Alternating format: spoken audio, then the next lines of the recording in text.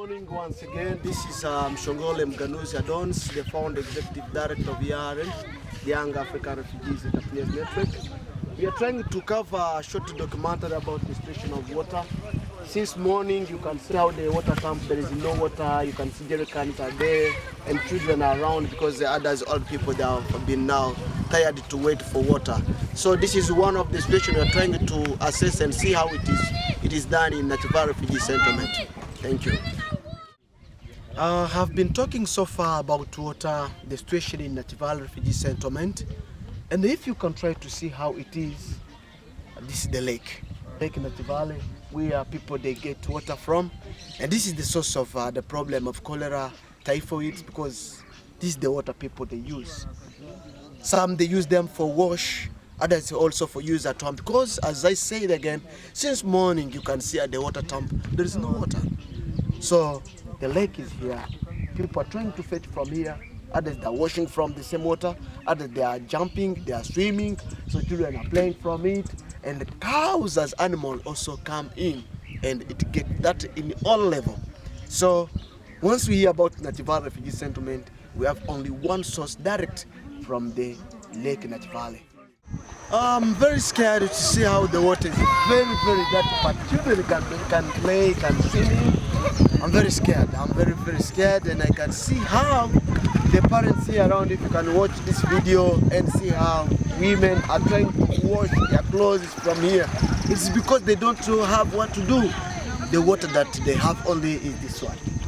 I show that the water they can get at the water tank, since morning up to midday, there is no water at the water tank. And here it's where we have the machine also taking water from the lake. It is from here they get the source of the water which they treat. Can you imagine if you see this water that where children are also swimming in? I believe that this is the water of the source of so many diseases which will affect, which will make them to suffer by tomorrow. The reason why you can see even their skin is not really clean, it's not really clear. It has so many problems. I'm calling upon the good thinkers that wish to come in and also accompany and work with us hand in hand. It almost is the time, because there is a need and this is the right cause. I'm very scared to see what will be the coming generation of this population. Thank you. Hello, mister. What is your name? My name is Moses. I'm Adons Mshongole Mganuzi from Yaren, the Young African Refugees. Do you get water at water tank? I get it. Here around at the lake? Yes. Yes. This water is going to washing Moses, and the dishes at home. Thank you very much, Mr. Moses. And keep safe. Cholera is so bad and dangerous. Thank you. Good.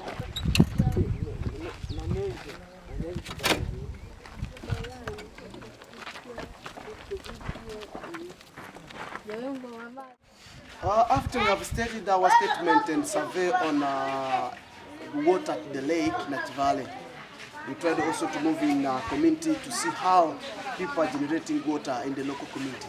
This is one of the local bore well that has been organized here. And you can see how I'm trying to do my practice here to get water, how it has been innovated. This is innovation locally, but it has so many challenges. This is the water we are fetching from these local water borewells. And if I can compare to the one from the lake was somehow green, yellow, with different colors. But this is somehow white or clean. But what I think, since we can have this water, the one problem I've discovered in this water is this rope. Because this rope remains outside and the place is not really maintained. If I can show you how it is, this is the experience from this water. This is how somehow this water can be treated. And our thought was, how far can we innovate this by getting water pumps, to get big tanks that can help us to get an engine, to get so far deep to dig this wall to get much water. I just discovered that the one we are fetching in, it is within at just 4 meters. But if we can go deep, we can get much water. But getting much water, it gives an aspect that it can be well maintained to help this owner of this local borewells with the Yaren, the Young African Refugees Settlement Network, to work together and also help the possibility of the community within 300 Ugandan shillings or 500 Ugandan shillings. They can afford one jerrycan that is properly cleaned and well treated than the water which is coming from the lake or at the dump, because even at the water dump, since morning up to now I am talking, it is afternoon, there is no water. So we begin and congratulate all people who can watch this video to have a look on it and give the outcomes, experience on how we can design to give clean water to the population of Nakivale. Thank you very much. I'm with one of the Yaren team, Gilbert. I think you can speak your name. Oh no, this is your time to say something. Thank you very much. But it is enough. Thank you very much. We have been in field to make the situation of cholera, which has been devastating the population here in Nakivale Refugee Settlement. Thank you. Yes, as I stated again, saying that we are learning the source of water in Nakivale Refugee Settlement. After we done at the lake, we also identified one of the water bore well made locally. And this is one of others among the one we know in some of making some of the studies. Here we go. I want to show you how it is designed. Wow. This is the water where people, they get this water. And this is how locally they get it. I'm trying to help to understand really what is the source of water.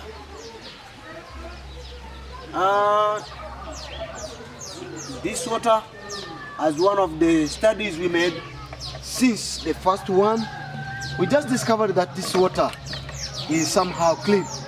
But one of the challenges is the recipient that we use to get this water. And this is one of the water we get from.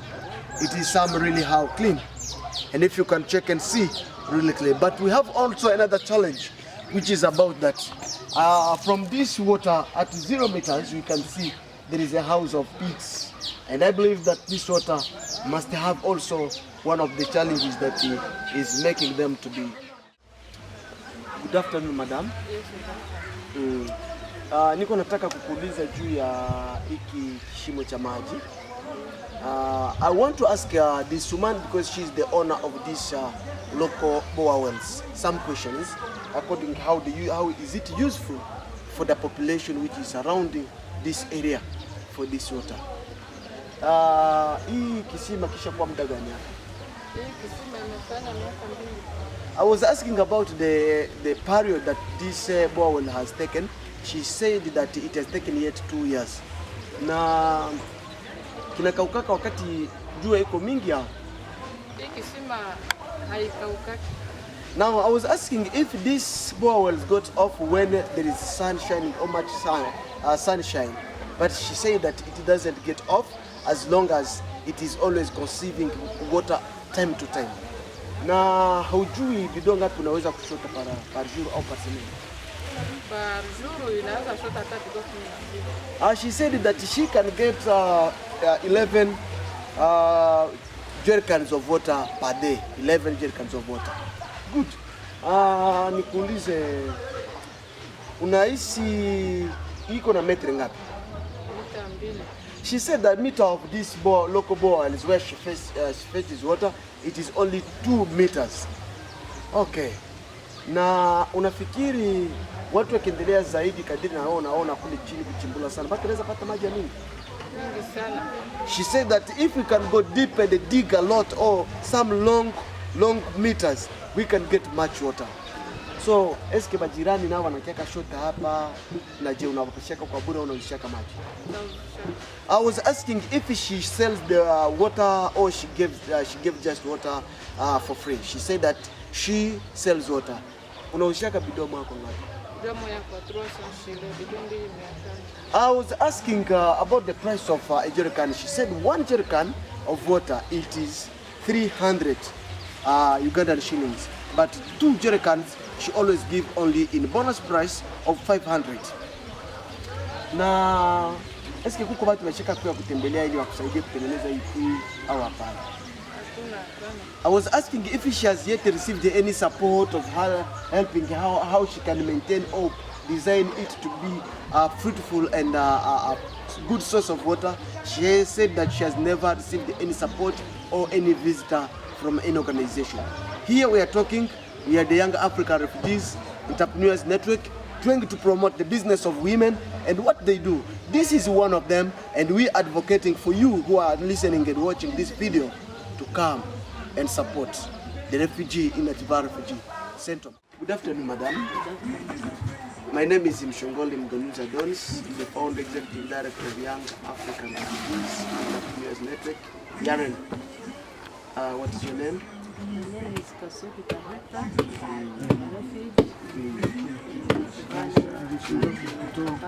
Okay.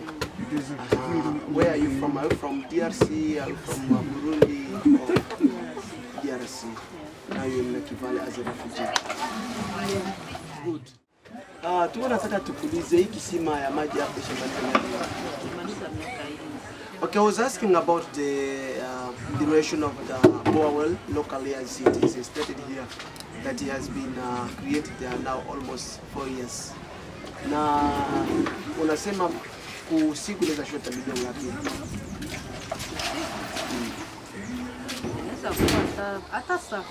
Okay.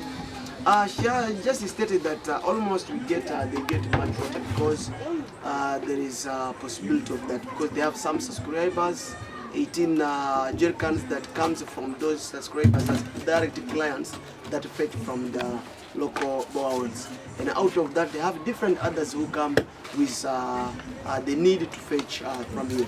Unalipa ngapi kwa hiyo?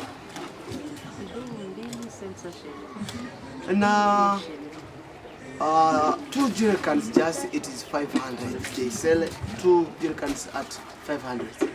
Na vile vile hizi hii maji wanafanya nayo kazi gani sana sana?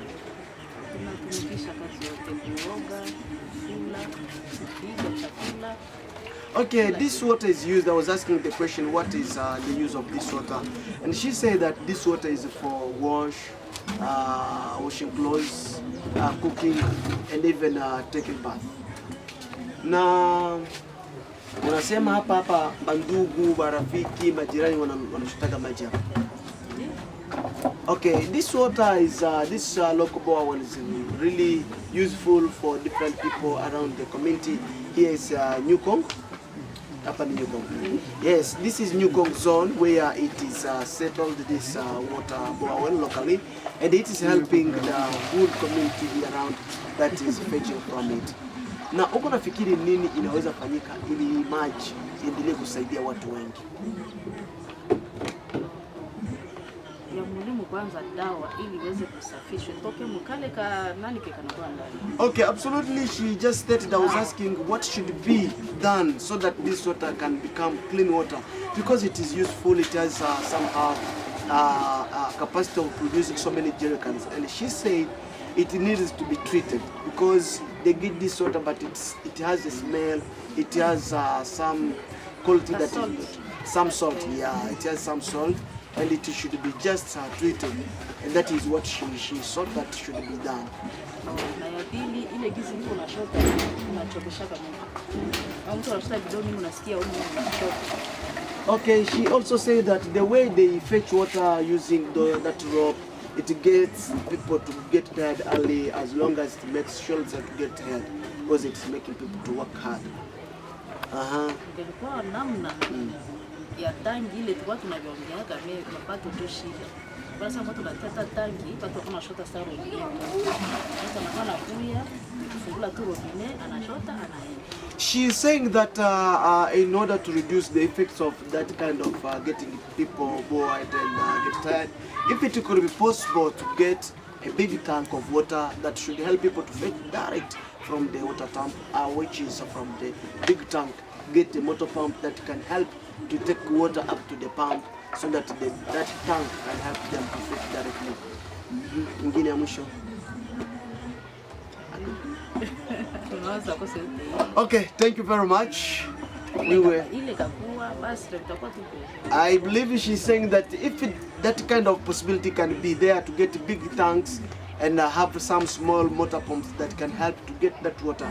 It can be useful for all community around Nakivale as well in New Congo, where the water borehole is settled. Thank you, madam. Well done. Thank you. Okay.